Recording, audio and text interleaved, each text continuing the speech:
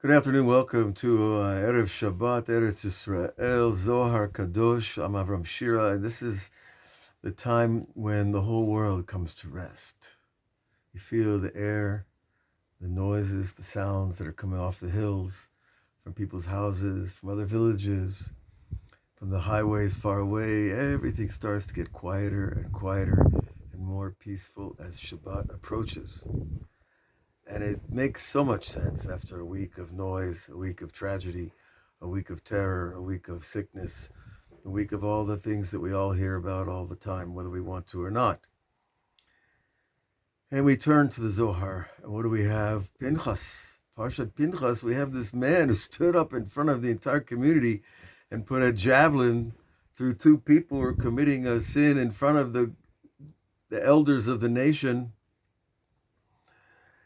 And it's an outrageous deed on every side.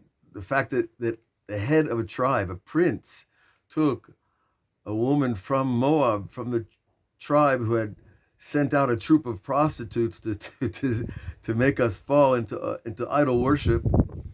He'd taken the princess of that tribe, that nation, and brought her into the community and did what he did, and Pinchas stood up without thinking twice and did what he did, which is he ended their life with one throw of the javelin.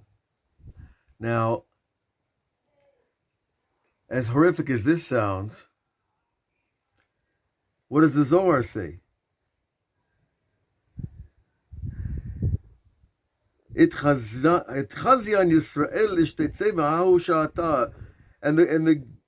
Jewish people were fitting to be saved at that hour. Now, there's one time, there's one moment, there's one place, there's one person who can throw the balance of the world in a good direction. There was a plague, people were dying, people were complaining, people were suffering. And people also did not even accept the judgment of Moses that this was the proper thing to do to a young man, in comparison to the rest of the people there, stood up and killed these prince of a tribe and his girlfriend, let's call it. Girlfriend for a day, right? But they were complaining against Moses that he had done this. And that caused the plague to come out, and 24,000 of the tribe of Shimon died from that complaint. So the whole story is just hard to grapple with in terms of our normal sense of fair, of right and wrong, of balance, of good and evil, of justice. But what we see here, God says, because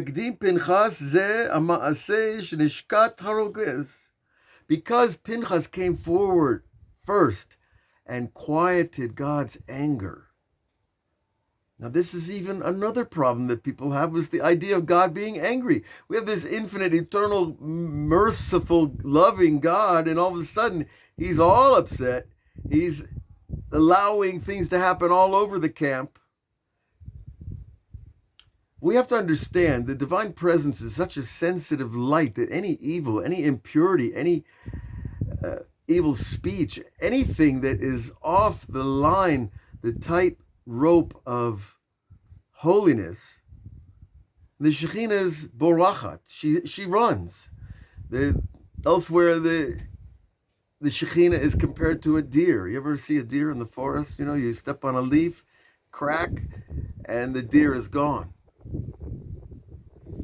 The deer is a symbol for the Shekhinah. She runs when she hears the slightest noise because she knows she's a vulnerable, soft, easy creature for a predator to make into lunch. But she has super hearing and super sensitivity to danger and knows when to take off. And the Shekhinah is compared to that.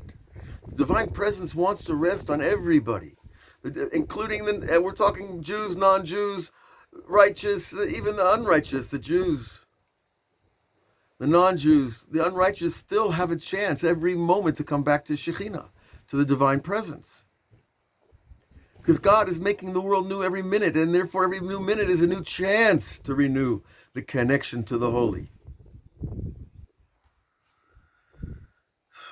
Well, what happens when God removes the divine presence? What steps in?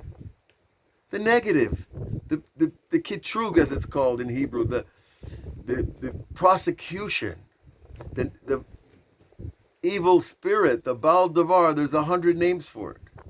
The other side, the dark side. It just jumps in and fills the place where the Shekhinah leaves.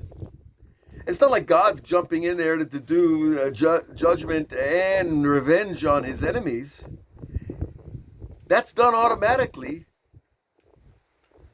by the forces of evil that people create against themselves. God is the protector of us from ourselves. Understand this. If he leaves us, that's when we're in trouble. As long as he's with us, we can't be touched. And so God was angry because of the chutzpah, because that Zimri had fallen into this lust for this princess. And, it's happened before in history, I'm sure, but to go out in public about it, that's the wrong move. That's a move that causes anger.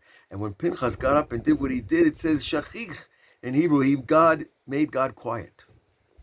He sweetened the judgment that had been created. When we do something negative, we automatically release a negative energy in the world. You can feel it if you open your mouth and say the wrong thing at the wrong time, and believe me, I've been there. And we can feel it when someone else says something wrong in the conversation and everything turns dark, as it says, people say, goes south. When anything negative comes and changes the balance of good, the good takes off and the evil takes over. And so Pinchas, by taking action to bring justice and judgment at the same time, God was quiet. Happy? It doesn't say, just quiet. Because justice is the line where we're supposed to operate. That's the line where God operates. And then mercy steps in to push justice aside and to be lenient for people when they need it, because we all need it. But sometimes a person has to stand up and he can change the world in one moment. But it's a special moment that's been created for someone like Pinchas ben Elazar ben Aaron, who didn't receive the priesthood at first because he was a second generation. But because of this, he received the priesthood, and the Talmud says for 300 years. He lived to be a very old man.